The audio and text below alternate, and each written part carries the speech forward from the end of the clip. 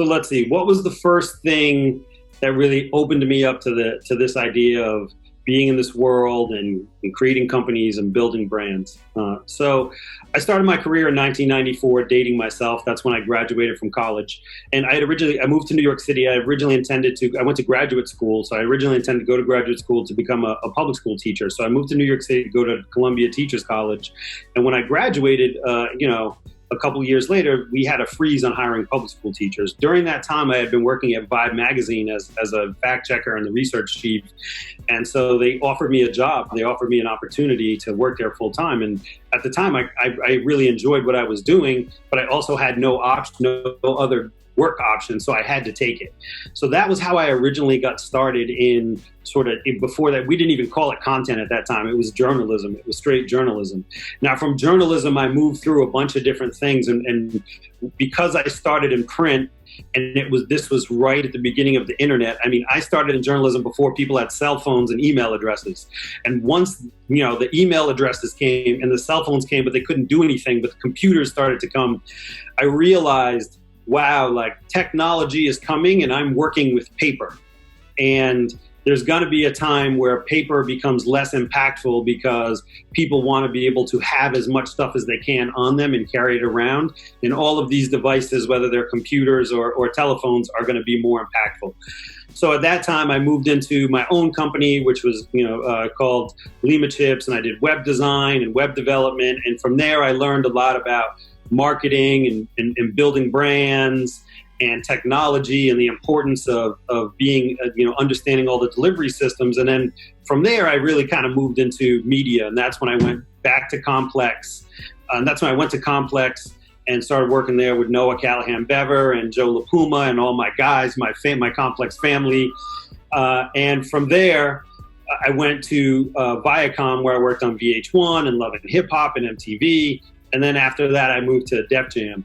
In between all of that, the thing that really got me interested in the business that I am now was when we were at Complex, we created a couple different websites. And the one that was the most successful outside of Complex was First We Feast.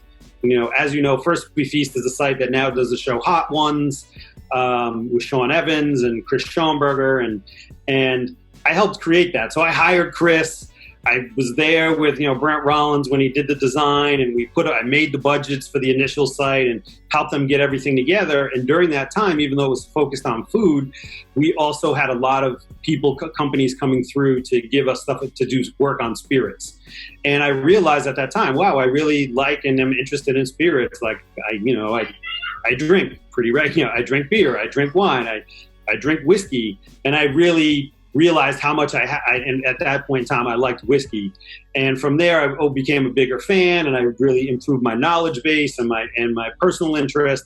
And it became a hobby for me on the side. I started working with a liquor store in New York City who was doing barrel picks. And that's essentially when you go to a distillery, they roll out a bunch of barrels of whiskey. You try them. You don't necessarily know what they are, and you pick the best one. Then they do a special bottling of it for you, and then you sell that to your consumers, your clients.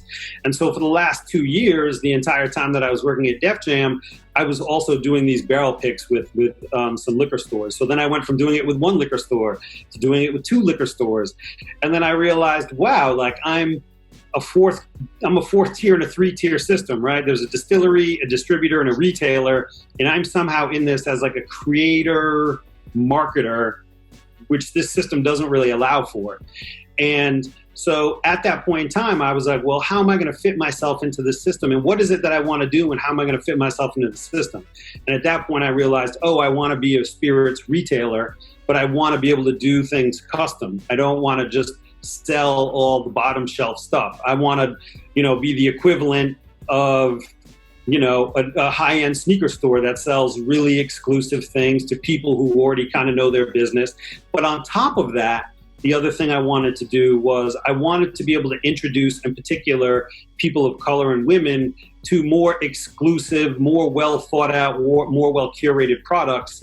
Because I think that just in general, we're in a society that points that divides people up into classes. Oh, you're black, you're a woman, you're a man, you're this, you're Hispanic, and so this is for you, right? Cognac is for you because you drink cognac because you're black.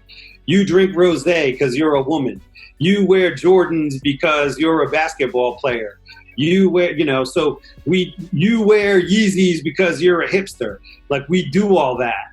And I realized just from myself of all of the different things that I believe that I am, right? Like a sneakerhead and a man of color and well-educated and this, that like there are so many different boxes I could check for myself as a consumer that in all likelihood, everyone else who views themselves the same way.